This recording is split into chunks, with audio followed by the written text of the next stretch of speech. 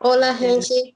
Bem, nós outros hoje estamos aqui com a licenciada em psicologia, especialista em neuropsicologia e psicoterapia contextual, Jamile Farias, também professora da UNC, não? Então, sim, así muitas es, graças, profesor de la Jamila, por universidad. haber aceito nossa invitação para hoje. No, por favor, Micaela, muchas gracias a ustedes por la invitación. Bien, eu queria falar convosco com esse contexto de la pandemia, porque nós outros sabemos que, principalmente acá em Argentina, onde ele encerro sigue, e talvez Ujú, por muito mais tempo, não? sí. Isso acaba traindo alguns tipos de consequências, alguns efeitos cognitivos e emocionais em la gente. Ujú. É, que efeitos seriam esses? Bien, a ver, el encierro en general, hay como que diferenciar un poquito las causas de este encierro o los diferentes tipos de encierro. ¿Por qué? Porque uno puede estar encerrado mucho tiempo por voluntad propia, porque no tiene ganas de salir, porque hace frío, porque tiene que trabajar, por un montón de cosas. La diferencia con este encierro puntual a un encierro que cualquier estudiante preparando un final haya tenido alguna vez en la que estuvo 15 días, un mes encerrado sin salir de su casa, es que este no es opcional. Acá nos obligan a estar encerrados. Un segundo factor que va a influir sobre este encierro directamente es el miedo, porque nos obligan a estar encerrados porque hay una pandemia que está afectando a nivel mundial y es el producto de una enfermedad que se desató a fines de diciembre y que hoy ataca, no hay lugar en el mundo en el que no haya al menos uno o dos casos de esta enfermedad. Es una enfermedad que hasta donde sabemos parece que a la gente vulnerable las ponen en una situación en la que están mucho más vulnerables a la muerte. Entonces, básicamente tenemos el encierro, que es obligatorio y que encima Uhum. es por miedo. O sea, vamos sumándole factores. Entonces no es un encierro común. Y por ende el efecto que va a generar en nosotros tampoco es el efecto común. La falta de sociabilidad, la falta de contacto físico con otras personas, tiene algunos correlatos neurobiológicos en nosotros. Hay ciertas hormonas que nosotros liberamos, nuestra glándula hipófisis especialmente nos ayuda a esa liberación, y que esa liberación se da por retroalimentación cuando estamos frente a otras personas o frente a diferentes situaciones en la vida. Esas hormonas, por ejemplo, la oxitocina se libera mucho cuando estamos en contacto físico con otras personas, cuando tenemos caricias, cuando recibimos abrazos, besos. Es una hormona que nuestro cuerpo también le libera mucho. Las mujeres, sobre todo, cuando amamantamos, cuando frente a la presencia del bebé, es lo que se llama la hormona del apego, porque es lo que nos hace tener como esa sensación de pseudo enamoramiento frente a los otros. Es la hormona que se libera mucho cuando empezamos a conocer una posible pareja. Es una hormona que, si nosotros la pensamos evolutivamente, lo que hace es que nos dé esa sensación de bienestar, de ganas de estar con la otra persona, para la supervivencia, aparte para que se siga desarrollando nuestra especie. Entonces, cuando nosotros estamos frente a otra persona, la liberamos, pero cuando estamos pocos, cuando estamos solos, aislados, no liberamos tanto estas hormonas. Eh, entonces, a ver, ¿qué sucede cuando nosotros dejamos de liberar oxitocina? La liberación de esta oxitocina también ayuda a la liberación de dos hormonas más que son muy importantes, son neurohormonas o neurotransmisores, que son la dopamina y la serotonina, y que son propiamente la hormona del placer, la dopamina, y la de la alegría o felicidad, la serotonina. Entonces, cuando disminuimos esta primera, que es la oxitocina, también disminuye la liberación de las otras dos. Directamente eso va a repercutir en nuestro estado de ánimo. Nos vamos a sentir más apagados, con menos ganas, con menos motivación, eh, y en el caso que ya tengamos una cierta predisposición frente a una predisposición emocional o una tendencia a la baja de esas emociones, y esto probablemente se empiece a convertir en algo patológico. Si ya de por sí tenemos un ánimo bajo, probablemente estamos más predispuestos a desarrollar una depresión. Cuadros prolongados de tristeza o de desánimo también nos pueden llevar a generar una depresión. Nos vamos a sentir mucho más sensibles frente a un montón de situaciones, sensibles en el sentido de, le diríamos, o socialmente le dirían como más llorones, de sentirnos más emocionados, más motivados frente a ciertas cosas, cosas que en otro momento quizás no nos hubieran afectado en nada. Todo esto es toda una sumatoria de reacciones que va teniendo nuestro cuerpo cuando pasamos demasiado tiempo encerrados, y a su vez se van estas sensaciones como aumentando por nuestros pensamientos, porque nuestros pensamientos en estas situaciones también se disparan y empezamos a pensar que no sabemos cuándo va a terminar esto, que ya llevamos mucho tiempo, que sería lo peor que podría pasar, y empezamos a pensar en lo peor que podría pasar. Ese pensamiento negativo constante también nos termina deprimiendo mucho más. Entonces, como que lo terminamos también retroalimentando con nuestra cabeza. Es por un lado el encierro, por otro lado nuestros propios pensamientos. Uhum. Consecuencia de eso, eh, quedamos emocionalmente también vulnerables, con mayor predisposición a patologías mentales como la depresión. Sim. Eh, En general, estas situaciones de encierro al principio hasta podrían habernos hecho sentir seguros, es decir, bueno, se está desatando una pandemia, nos están pidiendo que nos quedemos encerrados, mejor porque acá no me va a pasar nada. El tema es qué pasa cuando se empieza a prolongar tanto en el tiempo. Argentina es uno Uhum. de los países con más tiempo de encierro, Sim. porque empezó en marzo, junto con países como España, por ejemplo, donde España tenían un pico de, ha llegado a Uhum. tener 12.000 casos por día. Itália. Italia también, donde ha llegado a haber hasta más de 1.000 muertes por día. Y Argentina empezó a tomar las mismas medidas y en el mismo tiempo que estos otros países europeos, cuando todavía había muy poquitos casos. Esto, a ver, favoreció un poco para que no se desarrolle tanto, pero ya llevamos muchos meses de encierro. Y la psiquis empieza a necesitar esta apertura de por lo menos saber que podemos salir. Entonces empieza Sim. a dar también el efecto rebote. De un día habilitan y dicen, bueno, de tal hora a tal hora se puede salir a caminar, y de repente personas que nunca en su vida hicieron actividad física hoy salen todos a querer caminar. No es casual que esto suceda, es una sensación de desesperación, es como un animalito cuando le abrís una jaula, necesita Isso. salir corriendo, necesita salir corriendo. Isso. Entonces Não empieza importa también. se hace frio, não importa nada. Exactamente, exactamente. Entonces ese es otro de los factores que tiene el tenernos tanto tiempo encerrados, que a medida que por más que nos abran un poquitito la puerta, con ese poquitito va a salir todo el mundo y otra vez nos volvemos, encima que ya estamos en invierno acá, que pareciera ser que la enfermedad esta también, su virulencia responde a una cuestión climática. Entonces estamos en una época climática más vulnerable y de nuevo nos volvemos a enfrentar con todo esto.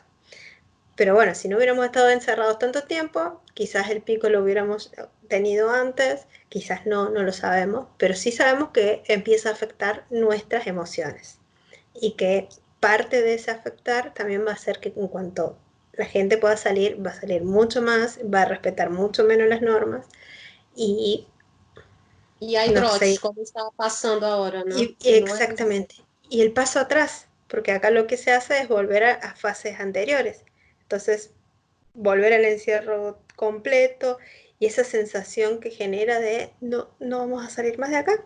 Si cada vez que nos abren la puerta estamos 2 semanas fuera y otra vez tenemos que volver a encerrarnos. Y cada Sim. vez se retroalimenta más esa sensación de ahogo, de no voy a salir más de acá, y eso afecta directamente a nuestras emociones. Desde un lugar, desde este lugar más bien negativo, ¿no? Negativo entre comillas, pero como de desarrollar, empezar a desarrollar una tendencia, un ánimo bajo, a la desmotivación, a la falta de ganas. Eh, E y cognitivamente também uno se cansa eu percebo que, por exemplo, há muitos relatos de problemas de ouvidos, de que se olvida, de que não se acorda de algo mais lento ou com a mente um pouco mais acelerada, querendo hacer tudo à la vez, ao mesmo tempo. Exactamente. Bueno, ahí pasan dos cosas. Primero, la depresión de por sí es un factor de riesgo para desarrollar ciertos declives cognitivos o ciertos deterioros en algunos casos que pueden llegar a ser reversibles cuando el pico depresivo cambia. Sin embargo, cuando estamos expuestos crónicamente a la depresión, e incluso hasta tenemos hay una enfermedad que podemos llegar a desarrollar que se llama pseudodemencia depresiva, en la que cuando estamos muchos años expuestos a un trastorno depresivo mayor, nuestra psiquis, nuestro sistema cognitivo, nuestra capacidad de memoria, de atención, de concentración, empieza a declinar, y empieza a declinar de una forma patológica. Pero esto pasa cuando son muchos años. En estas situaciones en las que son periodos más cortos de tiempo, o en el caso de una persona con una depresión normal, o en nosotros con un ánimo más bajo, pero que tenemos que estar encerrados, al tener menos estímulos de afuera, hay mayor brote emocional frente a esto, mayor ansiedad anticipatoria, mayor miedo, mayor predisposición al ánimo bajo. Se activa mucho nuestro sistema de pensamientos. Nos pasamos todo el tiempo pensando en un montón de cosas, resolviendo problemas en nuestra cabeza. Y como estamos tan pendientes de lo que pasa acá adentro, nos perdemos el afuera. Entonces no le prestamos tanta atención a lo que pasa afuera. Y la atención es como una luz de linterna, que si yo entro en una habitación oscura con una linterna, a eso que la alumbro, a eso que le presto atención, yo me voy enterando qué sucede. Me entero que adentro de una habitación hay una mesa, hay una silla, hay una computadora. Ahora, si yo apago la luz y la habitación está oscura, no me voy a enterar de nada de lo que pasa dentro de la habitación. Un poco así funciona nuestra atención y nuestra memoria. Si yo no enciendo la luz de la atención, no va a haber nada que mi memoria pueda registrar. O sea, no va a haber nada que almacenar. Como mi atención está puesta en mis pensamientos y no en el afuera, no registro lo que pasa afuera, no lo almaceno, entonces después tampoco me acuerdo, porque no ingreso esa información. Entonces vamos a empezar a notar este tipo de olvidos cotidianos. Otro de los factores que también afectan a la cuestión cognitiva es que este encierro particular no es que nos hizo tomarnos vacaciones. Nosotros seguimos trabajando, seguimos estudiando, seguimos dando clases, seguimos atendiendo pacientes, seguimos en actividad, la mayoría de las personas estamos en una actividad en el famoso home office. ¿Y qué pasa con el home office? Estamos frente a una computadora. Y eso es otro de los factores que también alteran nuestra cognición, nuestra memoria, nuestra capacidad de prestar atención y demás. El hecho de estar frente a una pantalla todo el tiempo, hay muchos estudios que muestran sobre todo personas que están con videojuegos, por ejemplo, que pasan muchas horas de su día frente a una pantalla. Lo que sucede es que se empieza a alterar una región, a modificar una región de nuestro cerebro que está en el lóbulo prefrontal, más específicamente, digamos, en la parte de atrás del lóbulo prefrontal, que es el cíngulo anterior y la ínsula.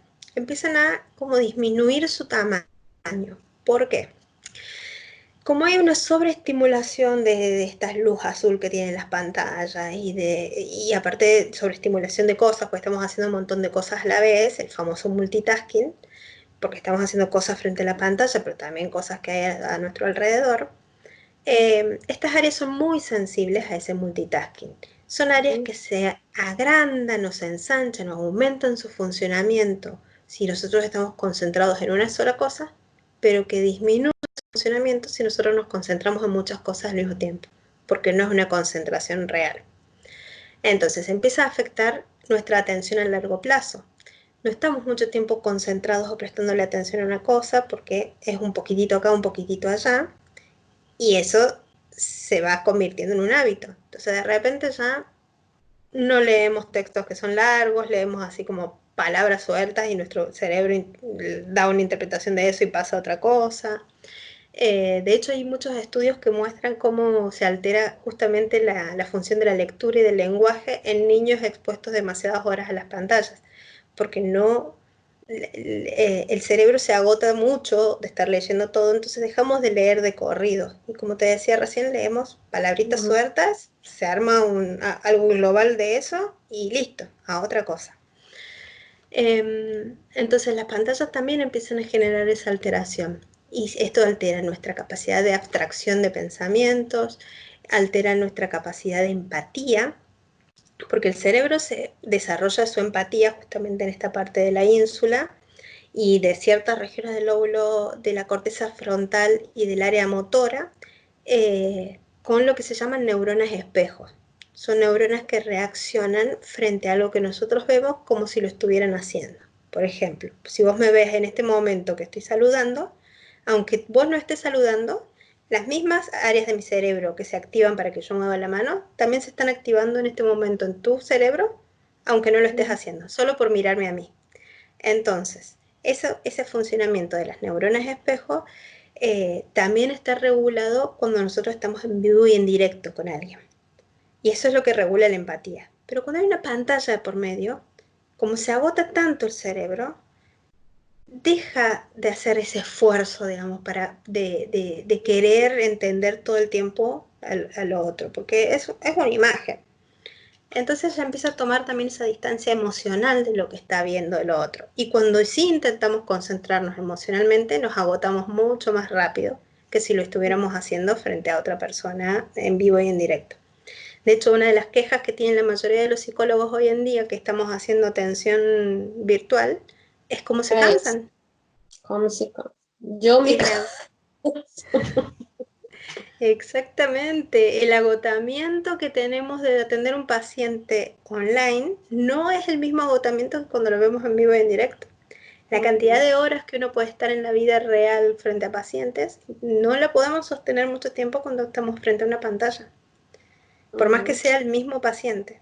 E é interessante, Jamila, só fazendo um aporte aqui, quando começou a pandemia, uma das orientações era essa, não? Para que uma maneira de manejar e de diminuir o distanciamento físico é falar com a gente, com videochamadas e tudo. E só que depois começaram a ver que isso cansava, porque há muita gente trabalhando, como vós disse, home office. Então, o excesso de videochamadas, de trabalho, com a gente de la família, com os amigos, as pessoas começaram a estarem agotadas disso. Claro. Inclusive, eu já escutei pessoas dizendo, me parece que a gente não é mais real. Sí. Ou seja, eu necessito de contato físico para que a gente seja mais real. Exactamente. E que assim, nesse caso, ou seja, como diminuir o efeito disso? Ou seja, há muitas pessoas que trabalham em home office ou estudam de maneira virtual, não? Agora, e como vai dirigir psicólogos ou outros profissionais, há um agotamento, um cansaço. Que se pode ser para diminuir esse cansaço ao final de um dia ou o que seja? Lo importante es darle a nuestro cerebro parámetros los más parecidos a los que nosotros tenemos en nuestra vida cotidiana. Entonces, por ejemplo, nosotros estamos acostumbrados a que nos levantamos, nos vestimos, desayunamos o no, pero salimos de nuestra casa para irnos al trabajo. Entonces ya nuestro cerebro en ese recorrido que se da de nuestra casa al trabajo ya va procesando de que es otro lugar y ya asocia el lugar de trabajo con las actividades que hacemos ahí. Lo mismo cuando cortamos con el trabajo y volvemos, y en nuestra casa se lo asocia más con cuestiones más cotidianas o descanso y demás. Bueno, ese mismo ejercicio de cortar se lo tenemos que simular a nuestro cerebro. Entonces, primero, lo primero que tenemos que hacer es como cualquier día normal, levantarnos y vestirnos, no quedarnos con pijama, sino levantarnos y vestirnos como si fuéramos a salir de nuestra casa. Cambiar de lugar, no trabajar en la cama. Cambiar de lugar es levantarnos e irnos a la mesa. Aunque tengamos una sola mesa, no importa. Vamos, nos sentamos en un lugar a trabajar en esa mesa, pero que no sea el mismo lugar en el que comemos. Que sea una silla que usamos para trabajar y después a la hora de comer nos cambiemos de silla. cosa que a nuestro cerebro también le estemos dando como ese quiebre. Este es el lugar de trabajo, este es el lugar de comida, este es el lugar de descanso. El mismo lugar, de nuevo esto de los lugares, no usar la cama para trabajar, porque si no, la cama es para trabajar, la cama es para descansar, la cama es para jugar, la cama es para todo, entonces nunca vamos a descansar, nunca nos vamos a concentrar en el trabajo ni nada. Entonces por eso es una cosa en cada sitio, para darle como esa idea de corte a nuestro cerebro. Entonces cuando yo estoy sentada acá, es porque estoy trabajando. Cuando yo me siento en la otra silla es porque estoy comiendo. Y cuando estoy en el sillón es porque estoy viendo tele. Y cuando estoy en la cama es porque estoy descansando. Porque si no, nosotros nos enganchamos y seguimos pensando y seguimos resolviendo problemas del trabajo, aunque ya sean las 12 de la noche y estemos cenando en familia o lo que sea, pero nuestra cabeza sigue activa. Esa idea de corte va a ayudar a que podamos disminuir esa actividad constante. Tener horarios. Armarnos rutinas de lunes a viernes con los mismos horarios. De tal hora a tal hora trabajo, de tal hora a tal hora descanso, de tal hora a tal hora juego con mis hijos o lo que sea, de tal hora a tal hora hablo por teléfono con mi familia. Tener la mayor estructura posible. Y el fin de semana cambiar esa rutina. El fin de semana levantarme en otro horario, si puedo no poner el despertador y que mi cerebro se despierte cuando realmente necesite despertarse, en la medida de lo posible, obviamente. Que podamos tener un día más recreativo, aunque sean la misma familia, aunque estemos todos en el mismo lugar, pero que sean rutinas diferentes de lunes a viernes de las que tenemos los fines de semana. Y ahora que tenemos como estos pequeños permisitos de salir, de caminar o de juntarnos con gente, aprovechar ese espacio, aprovechar ese pequeño permiso y aunque a veces no tengamos muchas ganas, obligarnos en alguna medida a juntarnos con algún amigo, con algún familiar, a tener como un poco más de contacto real.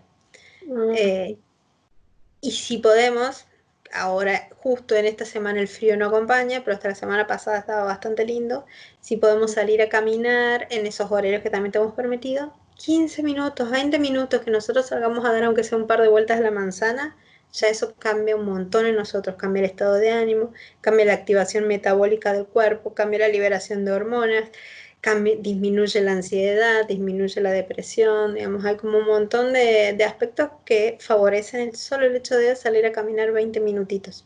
Entonces, empezar como a aprovechar eso.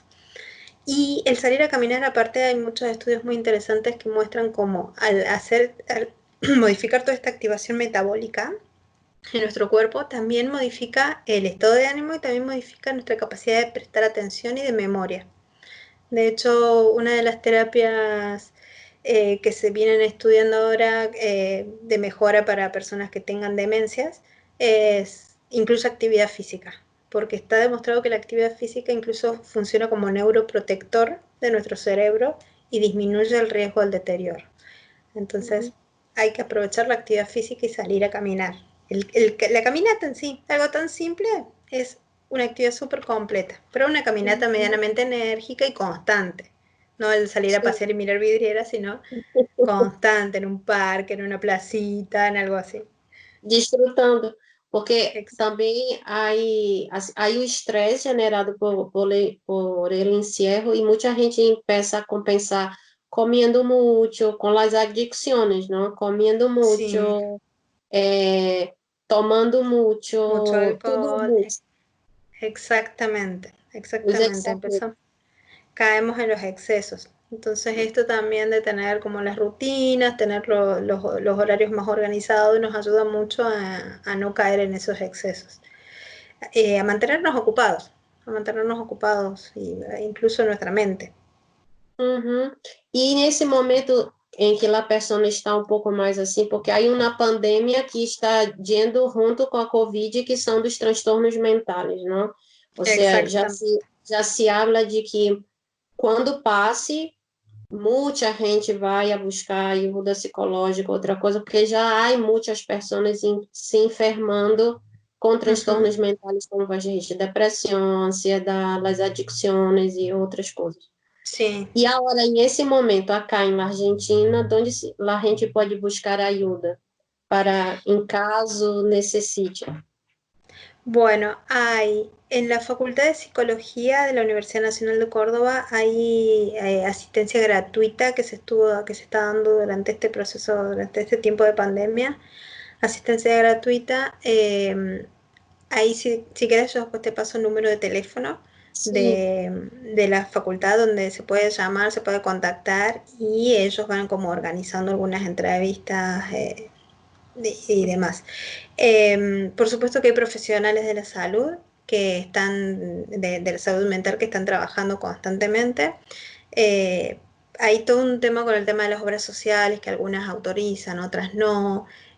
Pero bueno, se están haciendo muchas actividades gratuitas que ayudan a pasar lo mejor posible este momento, ya tanto desde la psicoterapia como de actividades, por ejemplo, relacionadas a meditación, mindfulness y que hay muchos grupos o charlas que se van dando, donde se van dando tips y cosas de cómo ir enfrentando este tipo de situaciones. Lugares como Fundación Actum, como Presencia Viva, hay una red de psicólogos juntos por todos, hay varias que si querés yo después te mando todos los links de las páginas de Facebook de estos lugares que se están organizando cosas gratis y que se están ayudando mucho a la gente en este momento desde un lugar gratuito. Y después del lugar pago, la mayoría de los psicólogos también estamos trabajando con sim, eh, atendo. sí, exactamente, con videollamadas y demás, entonces se puede seguir haciendo terapias y demás para el que tenga por ahí la posibilidad económica de hacerlo. E incluso averiguar en su obra social, porque muchas de las obras sociales autorizan, aunque son muchos pasos más complicados, pero también autorizan, entonces también se puede hacer con cobertura de la obra social y todo. Muchas gracias, Jamila. Te agradeço muito a tua participação, tu tempo. Voz, No, por favor. Luiz Vixe, Gracias a porque foi vos, Mica, muito. por la invitación y por tenernos en cuenta para todos estos trabajos. Muchísimas gracias. Vale, graças. Um beijo. Un beso. Chao, chao.